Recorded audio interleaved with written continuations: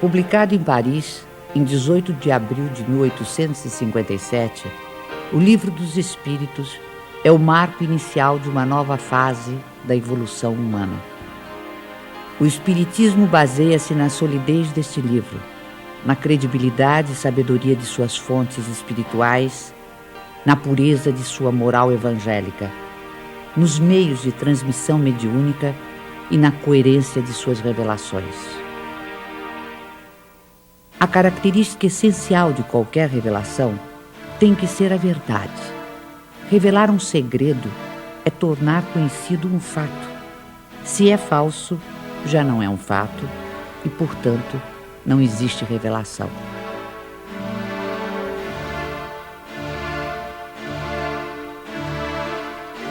Todas as ciências que nos fazem conhecer os mistérios da natureza são revelações, e pode dizer-se que há para a humanidade uma revelação incessante. A astronomia revelou o mundo dos astros, que não conhecíamos. A geologia revelou a formação da Terra. A química revelou a lei das afinidades entre as substâncias. A fisiologia revelou as funções do organismo.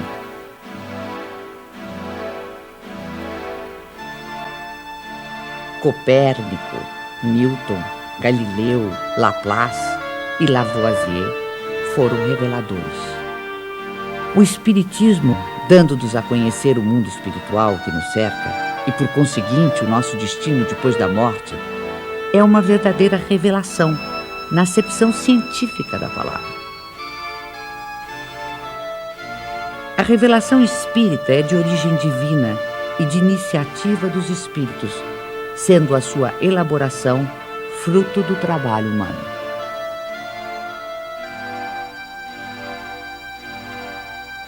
Obedecendo a uma sequência histórica, a primeira revelação divina teve sua personificação em Moisés, a segunda no Cristo. A terceira não a tem em um só indivíduo. Aí está um caráter essencial de grande importância. A revelação espírita, ou terceira revelação, é coletiva no sentido de não ter sido dada como privilégio a pessoa alguma. Foi espalhada simultaneamente por sobre a terra a milhões de seres humanos de todas as idades e condições.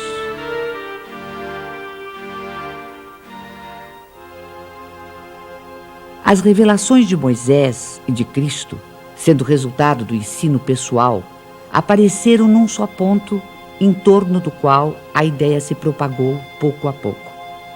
Mas foram precisos muitos séculos para que atingissem as extremidades do mundo, sem mesmo o cobrirem inteiramente.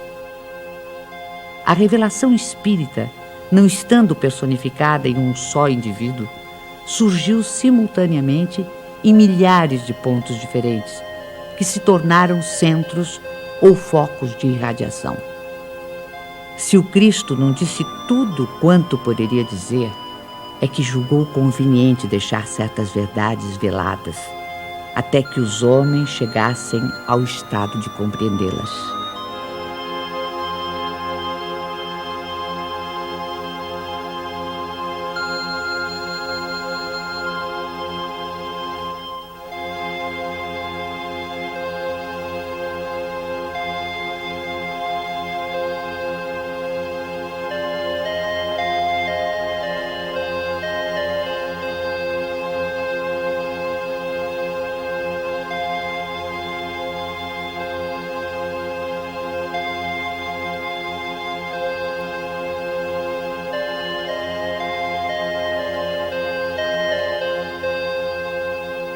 Mas quem toma a liberdade de interpretar as Escrituras Sagradas?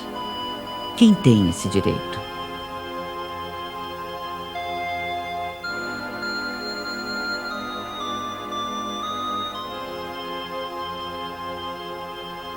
Neste século de emancipação intelectual e de liberdade de consciência, o direito de exame pertence a todos, cientistas, religiosos, filósofos e pesquisadores.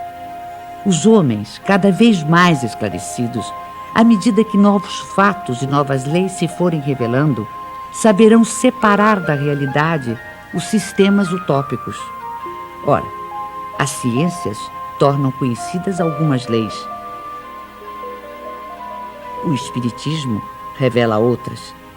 Todas são indispensáveis à inteligência dos textos sagrados de todas as religiões, desde Confúcio e Buda até o cristianismo.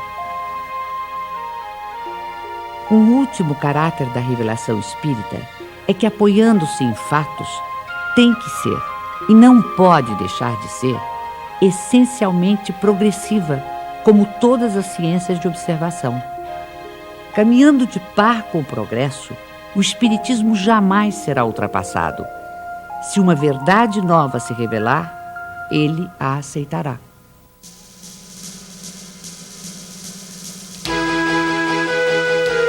Hoje, mais de 100 anos depois da publicação de O Livro dos Espíritos, nenhum dos princípios fundamentais do Espiritismo foi abalado. Todos permanecem intactos. E isso num século em que o mundo sofreu radicais transformações em todos os campos do conhecimento.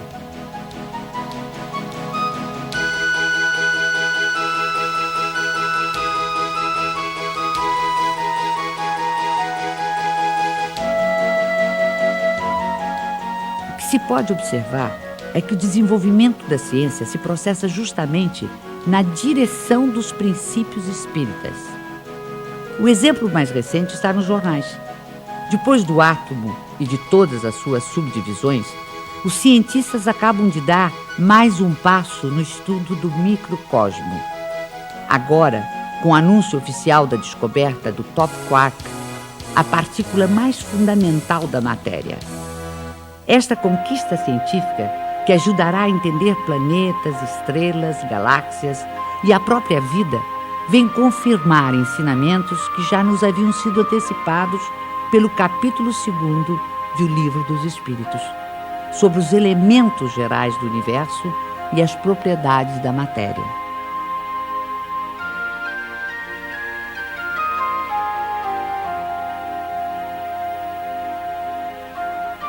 Além de O Livro dos Espíritos, outras obras básicas compõem a codificação espírita. O Livro dos Médiuns, o Evangelho segundo o Espiritismo, o Céu e o Inferno e a Gênese desenvolvem, aprofundam e consolidam os princípios do Espiritismo. Todos esses princípios, que resultam dos ensinamentos dos Espíritos, foram sistematizados e codificados por Allan Kardec. Hippolyte Léon Denisard Rival, que mais tarde viria a adotar o pseudônimo de Allan Kardec, nasceu na cidade de Lyon, na França, no dia 3 de outubro de 1804. Com a idade de 10 anos, seus pais o enviaram para estudar em Yverdon, na Suíça, onde se localizavam um dos institutos de ensino mais famosos e respeitados em toda a Europa. Fundado pelo educador suíço Johann Pestalozzi, o instituto era uma espécie de escola modelo, admirada pela aristocracia, altas personalidades políticas, científicas, literárias e filantrópicas. Depois de haver concluído seus estudos em Yverdon, Rival tornou-se conceituado mestre, não só em letras como em ciências. Distinguindo-se também como notável pedagogo, publicou diversos livros didáticos e contribuiu com planos e métodos para a reforma do ensino francês. Esta longa experiência pedagógica habilitou o professor Rival para outra tarefa, a codificação do Espiritismo.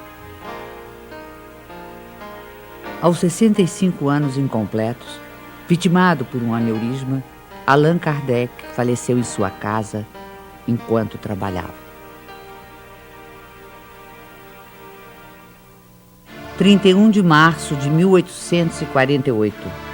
Em Hydesville, dos Estados Unidos da América, manifestações de forças inteligentes intervindo no plano físico assinalam o surgimento do espiritismo através da fenomenologia mediúnica. A seriedade desses acontecimentos teve imensa repercussão até mesmo na Europa. Os fenômenos ocorreram numa tosca cabana, residência da família Fox, adeptos da Igreja Metodista. No primeiro diálogo registrado entre as irmãs Fox e o espírito de um mascate de nome Charles Rosbach, usaram-se letras do alfabeto para a formação de palavras, mediante convenção de que a cada letra corresponderia a determinado número de pancadas. Estava, portanto, descoberto o processo adotado para as comunicações entre os dois mundos. Pode-se dizer que o fenômeno das mesas girantes, que se seguiu aos acontecimentos de Hydesville, preparou o advento do espiritismo, despertando o interesse dos homens de ciência, dentre eles o professor Ribard ou Allan Kardec.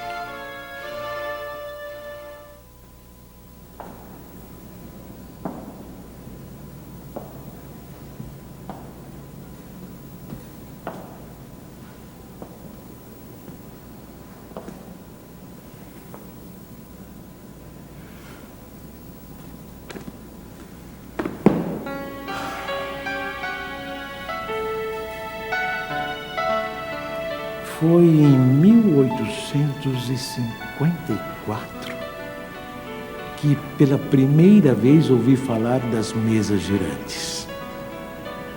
Encontrei um dia o magnetizador, o Sr. Fortier, que conhecia desde muito tempo.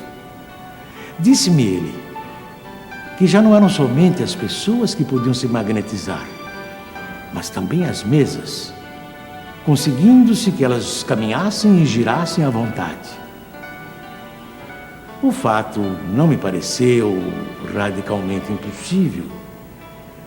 O fluido magnético, que é uma espécie de eletricidade, pode perfeitamente atuar sobre corpos inertes e fazer que eles se movam.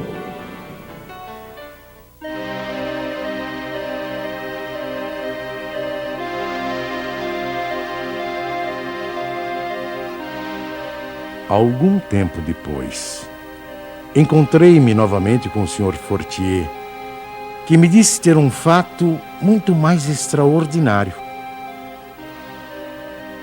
A mesa não só se movia, como também falava. Interrogada, ela respondia através de sinais.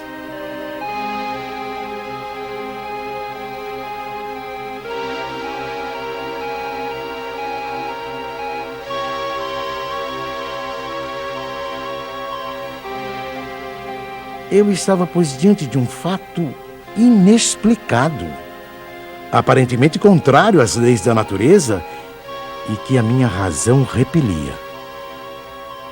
Sabia apenas que as experiências eram realizadas em presença de pessoas honradas e dignas de fé. No ano seguinte, o Sr. Carlotti, amigo de 25 anos, me falou dos mesmos fenômenos com entusiasmo.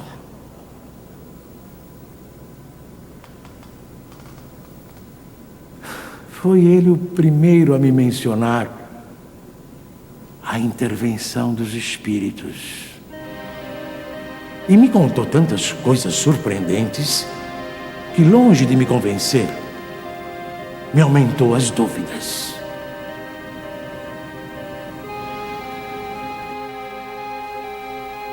Tempos depois, fui convidado a assistir às experiências que se realizavam em casa da senhora Plane-Maison. Aceitei imediatamente.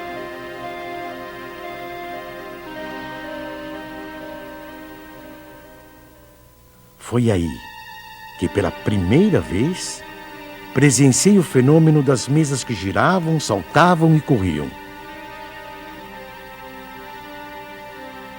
Assisti então a alguns ensaios muito imperfeitos da escrita mediúnica.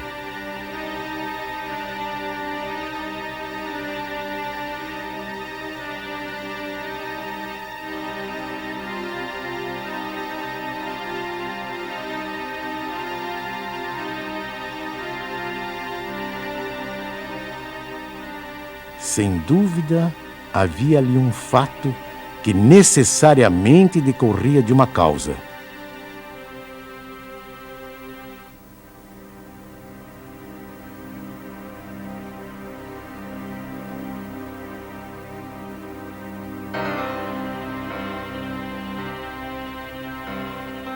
Foi nessas reuniões que comecei os meus estudos sérios de espiritismo. Menos ainda por meio de revelações do que de observações. Apliquei a essa nova ciência, como o fizera até então, o método experimental. Nunca elaborei teorias preconcebidas. Observava cuidadosamente, comparava, deduzia consequências. Dos efeitos, procurava remontar as causas por dedução e pelo encadeamento lógico dos fatos.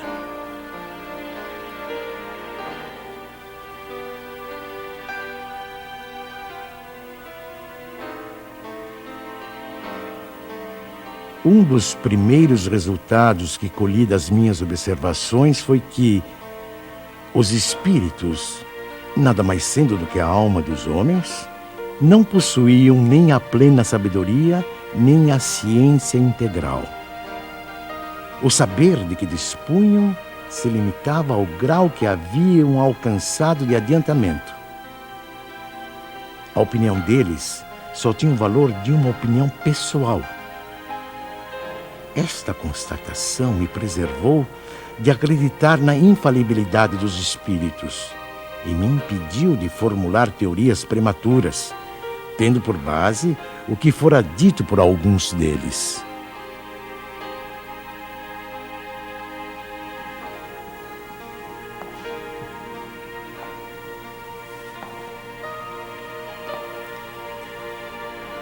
O simples fato da comunicação com os espíritos,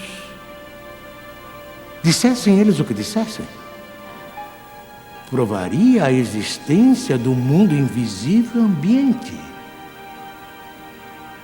Já era um ponto essencial, um imenso campo aberto às nossas explorações.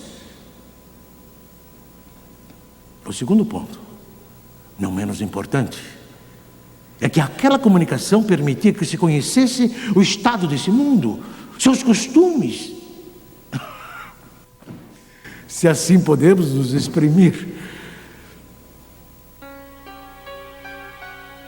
No ano seguinte, em 1856, passei a frequentar também as reuniões espíritas que se celebravam em casa do Sr. Rustam.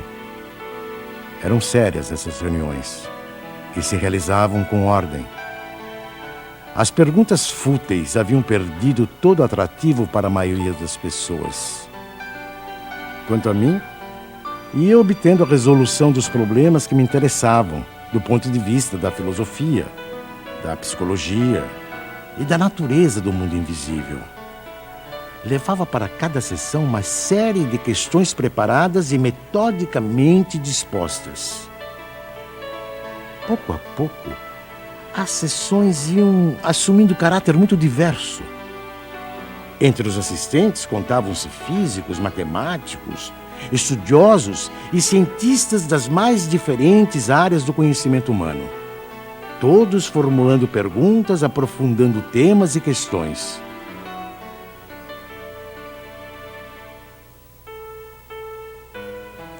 Mais tarde, quando vi que aquilo constituía um todo e ganhava as proporções de uma doutrina, tive a ideia de publicar os ensinos recebidos.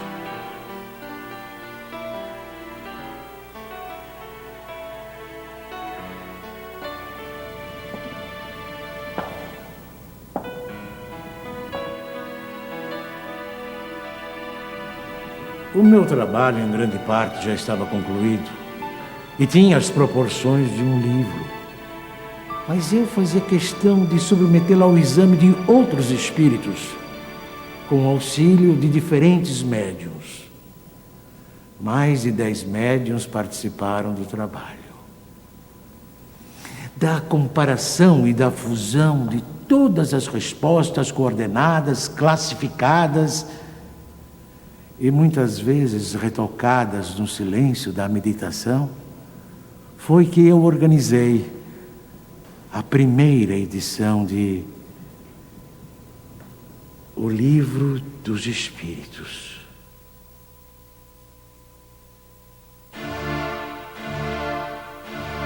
O Livro dos Espíritos foi elaborado através do diálogo, uma das formas mais livres e ricas da tradição filosófica. Hegel definiu a estrutura do diálogo em tese, antítese e síntese. Marx e Engels deram a ele um sentido materialista e revolucionário.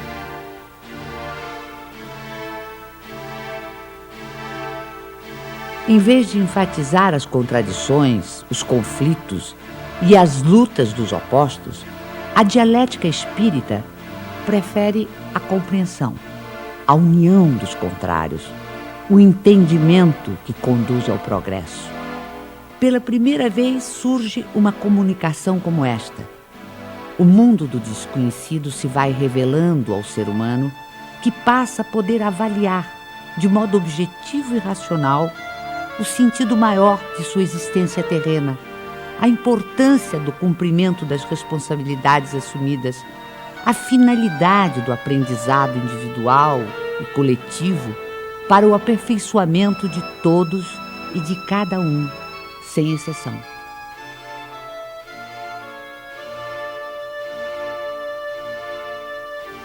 A fé inabalável é a que pode encarar frente a frente a razão, em todas as épocas da humanidade.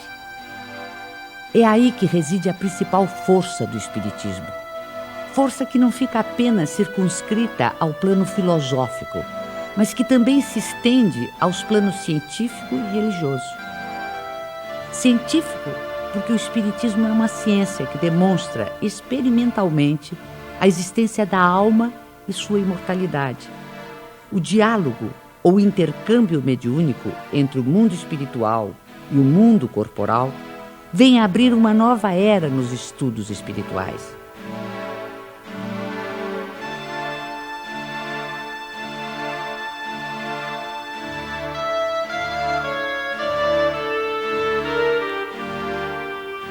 Antes desse tipo de comunicação, o conhecimento humano se dividia radicalmente entre os mistérios divinos e a experiência terrena.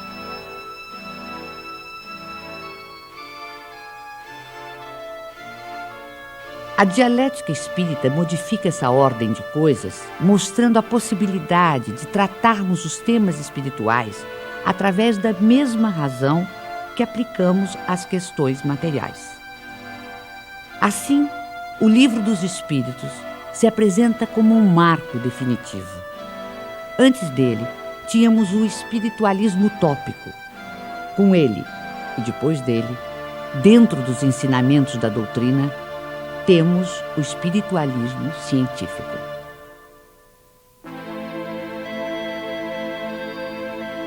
Não existe o sobrenatural senão para o desconhecimento humano das leis naturais. No plano religioso, o Espiritismo nos leva a compreender o significado e verdadeira extensão da palavra fé. O Espiritismo não tem cultos instituídos, nem igrejas, nem imagens, nem rituais, nem dogmas, nem mesmo hierarquia sacerdotal ou sacerdócio. Através dos ensinamentos espíritas, pode-se fazer uma diferença entre religião propriamente dita e religiões no sentido de seitas humanas.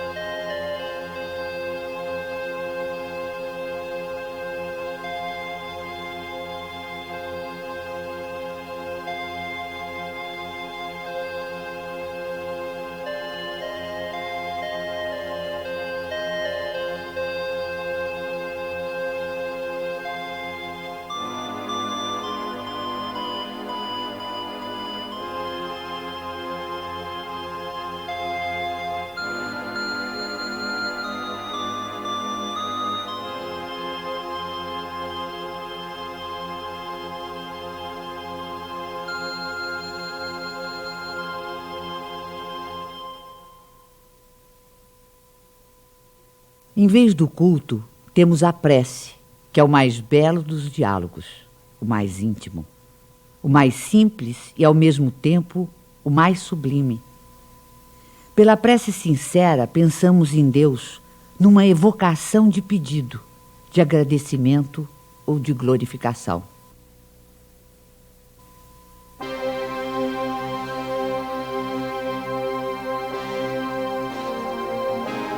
A história da ideia de Deus mostra-nos que ela sempre foi relativa ao grau de intelectualidade dos povos e de seus legisladores. Na antiguidade, Júpiter empunhava o raio, Apolo conduzia o sol, Netuno senhoreava os mares. Mas se de um lado a ignorância havia humanizado Deus, a ciência lhe confere dimensão mais inteligente e, portanto, mais próxima dos atributos da divindade.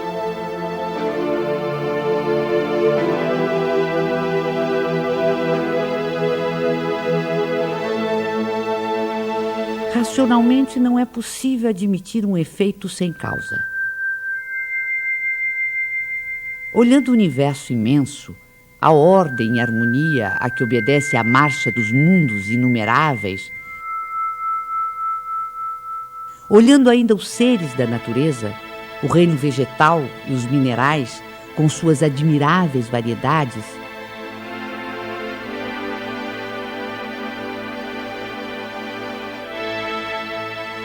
sondando também o mundo microscópico, com incontáveis formas unicelulares, toda essa imensidão, profusão e beleza nos obriga a crer em Deus como causa necessária. O feto não pode conhecer a dimensão de quem lhe dará a luz, da mesma forma que o homem é incapaz de perceber Deus em sua divina essência. Mesmo depois da morte, dispondo de faculdades perceptivas menos materiais, não pode ainda o espírito imperfeito perceber totalmente a natureza divina. Como recém-nascido, precisará crescer e evoluir para, aos poucos, adquirir entendimento.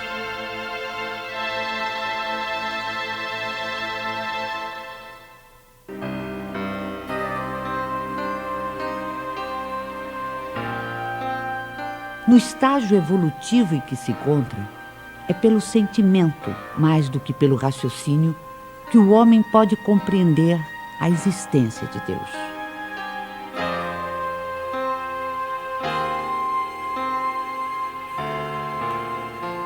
Allan Kardec colocou logo no início do Livro dos Espíritos um capítulo que trata exclusivamente de Deus. Com isso, pretendeu significar que o Espiritismo tem na existência de Deus o seu princípio maior. Os seres que se manifestam designam-se a si mesmos pelo nome de espíritos e dizem, alguns pelo menos, que viveram como homens na terra.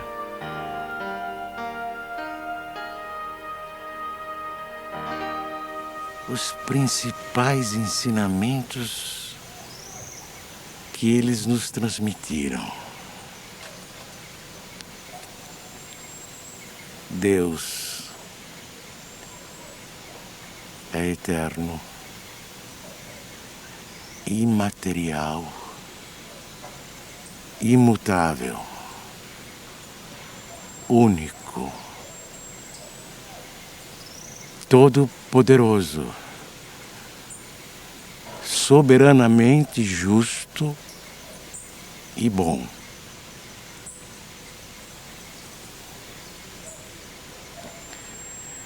Este é o melhor conceito que a nossa limitada inteligência pode fazer daquele que criou o universo. O universo compreende todos os seres animados e inanimados, materiais e imateriais. Os seres materiais constituem o mundo visível ou corporal, e os seres imateriais, o mundo invisível ou espírita.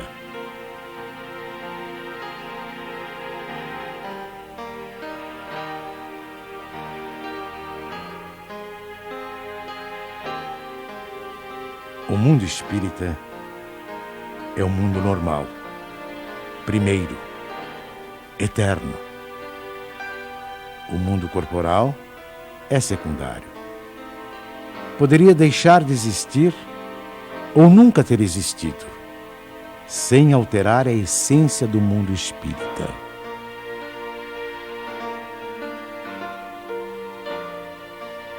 Os espíritos revestem temporariamente um invólucro material, perecível, e sua destruição pela morte os devolve à liberdade. Entre as diferentes espécies de seres corporais, Deus escolheu a espécie humana para a encarnação dos espíritos que chegaram a um certo grau de desenvolvimento.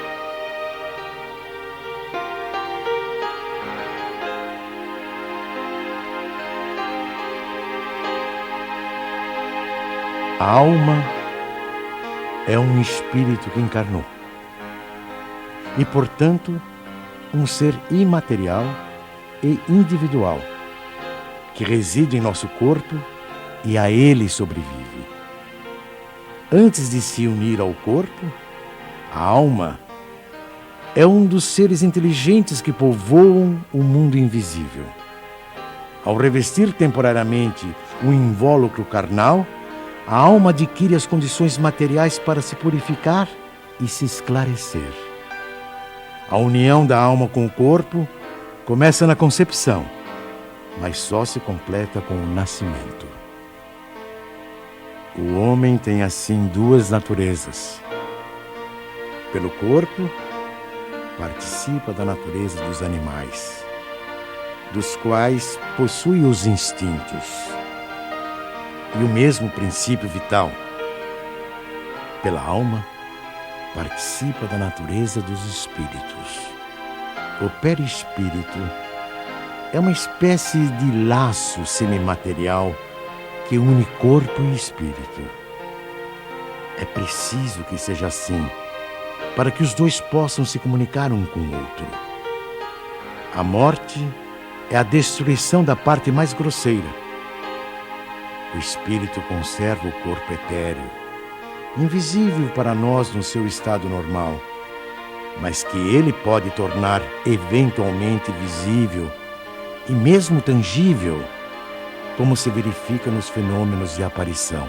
O espírito não é, portanto, um ser abstrato, que só o pensamento pode conceber. É um ser real e definido. As diferentes encarnações ou existências corpóreas do espírito são sempre progressivas e jamais regressivas. Mas a rapidez do seu progresso depende dos esforços que ele faça para chegar à perfeição.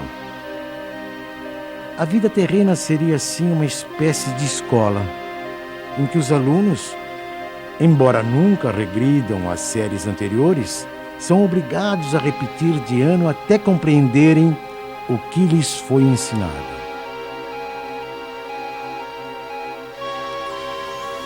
Sem as sucessivas provas das vidas corporais, não haveria justiça. Por isso, todos contamos muitas existências. O principal objetivo da reencarnação reside no melhoramento progressivo da humanidade. A influência dos espíritos sobre os nossos pensamentos e atos é indiscutível. Pensar é vibrar, é entrar em relação com o universo espiritual que nos envolve. Conforme as emissões mentais de cada ser, os espíritos poderão colaborar com ele em seus esforços de progresso ou conduzi-lo à sua ruína. Nada mais natural que se consiga harmonia e felicidade quando a emissão mental for equilibrada e positiva. ou infortúnios e aflições se o pensamento for desequilibrado e doentio. A força e o trabalho da mente estão na base de todas as transformações pessoais e coletivas da humanidade. Porque nós, indivíduos e povos, realmente evoluímos em profunda comunhão telepática com todos aqueles espíritos encarnados ou desencarnados que se afinam conosco. A sobrevivência da alma e a possibilidade dos espíritos se comunicarem está amplamente demonstrada pelos fatos espíritas, investigados com todo o rigor científico por numerosos e eminentes sábios e investigadores do século passado e deste século. A proibição mosaica de evocar os mortos já não se justifica em nossos dias. O intercâmbio espiritual ou mediúnico, praticado pelo Espiritismo, se faz pelo predomínio da razão e da ciência e tem como principal finalidade a elevação espiritual e o aperfeiçoamento dos espíritos encarnados e desencarnados com base nos sentimentos de solidariedade e de fraternidade. Assim, a prática mediúnica, bem orientada, é um fator de progresso humano pelos benefícios que produz, tanto no mundo invisível quanto no mundo material. Repelir as comunicações dos espíritos é repudiar o meio mais poderoso de instruir-se pela iniciação nos conhecimentos da vida futura. Todo aquele que sente, num grau qualquer, a influência dos espíritos é, por esse fato, médium. Essa faculdade é inerente ao ser humano, não constitui, portanto, um privilégio exclusivo. Atraímos os espíritos que se afinam conosco, tanto quanto somos por eles atraídos. Quando desenvolvido, o dom mediúnico que gratuitamente recebemos de Deus deve ser utilizado gratuitamente. O médium de elevados princípios morais, que encontra na vivência evangélica a sua conduta de vida, cumpre o exercício da mediunidade com trabalho e paciência, e a ele se dedica exclusivamente por amor. Geralmente, os médiuns têm uma aptidão especial para diferentes fenômenos. Os tipos de mediunidade são tão variados quantas são as espécies de manifestações. A escrita manual é o mais simples e o mais completo meio de comunicação.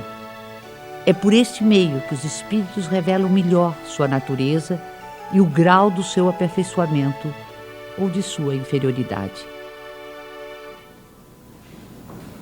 Os espíritos evoluídos nos ensinam que o ser humano que se liberta da matéria, por não priorizar as futilidades mundanas e por cultivar o amor ao próximo, aproxima-se da natureza espiritual. A moral dos espíritos superiores se resume como a do Cristo nesta máxima evangélica: fazer aos outros o que queríamos que os outros nos fizessem. Isto é, fazer o bem e não o mal. Neste princípio encontramos uma regra universal de proceder, mesmo para as nossas menores ações. Cada um de nós deve tornar-se útil, segundo as faculdades e os meios que Deus nos colocou nas mãos para nos provar. Eles nos ensinam também que não há faltas ou erros irreparáveis. O ser humano encontra o meio necessário nas diferentes existências para avançar segundo o seu desejo e os seus esforços em direção à perfeição, que é o seu objetivo final.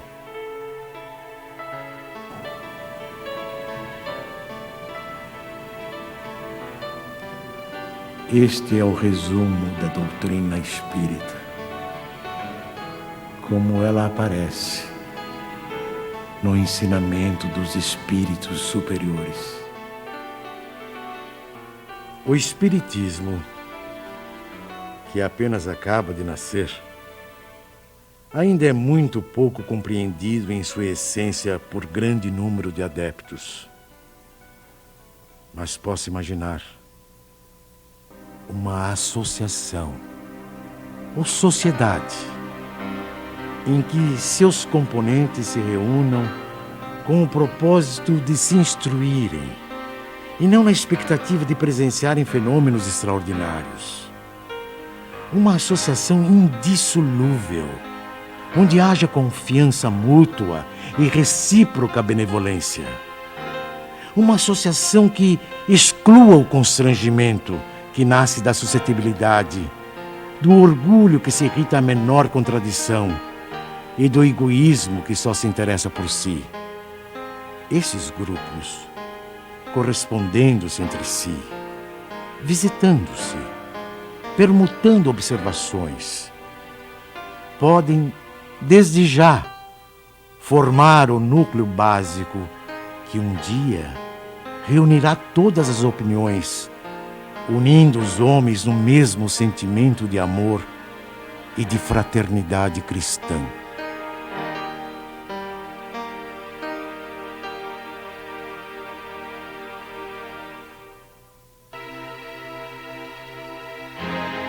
Assim, embora tenha previsto a possibilidade de as reuniões espíritas atraírem número bastante elevado de participantes, Kardec aconselha que estas reuniões se multipliquem, de preferência através da constituição de grupos menores.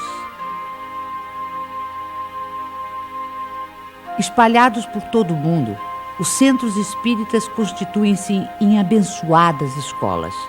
São centros de estudo, de fraternidade, de oração e de trabalho.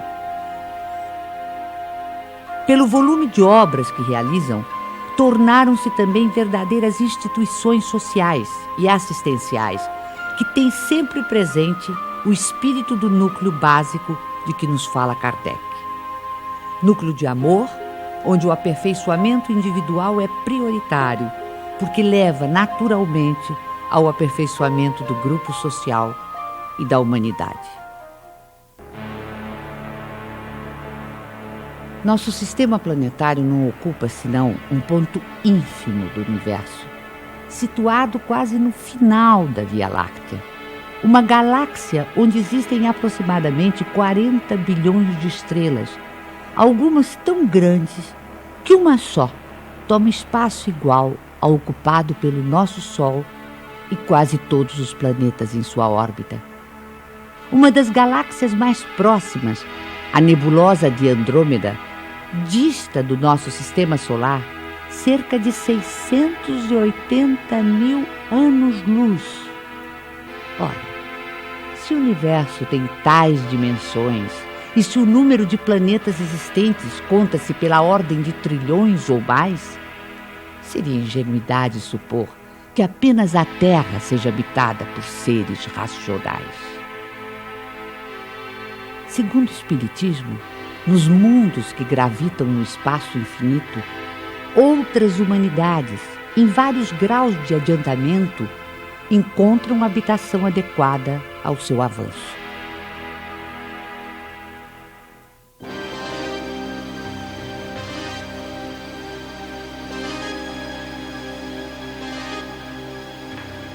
Dentre os mundos inferiores, encontra-se a Terra, com suas expiações e provas, com seus extremismos políticos, intolerâncias ideológicas, fanatismos religiosos e injustiças sociais.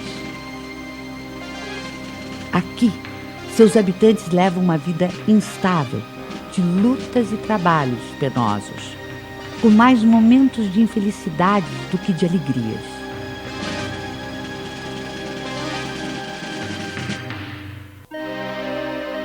A época atual é de transição, época em que convivem os espíritos de vários níveis de adiantamento. Assistimos à partida de uns e a chegada de outros. A evolução é contínua. Em cada criança que nascer, em vez de um espírito atrasado e inclinado ao mal, que antes nela encarnaria, virá um espírito mais adiantado e propenso ao bem.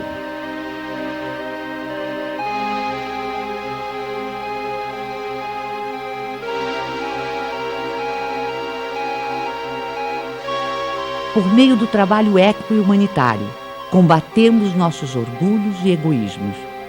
Por meio do diálogo, superamos nossas diferenças. Por meio da solidariedade, pomos em prática o ensino do Cristo de amor ao próximo. Esta é a destinação imediata da Terra, planeta de regeneração. Continuando no seu progresso ininterrupto, a Terra e sua humanidade ascenderão a planos cada vez mais altos, até a perfeição a que todos os mundos e seres estão predestinados.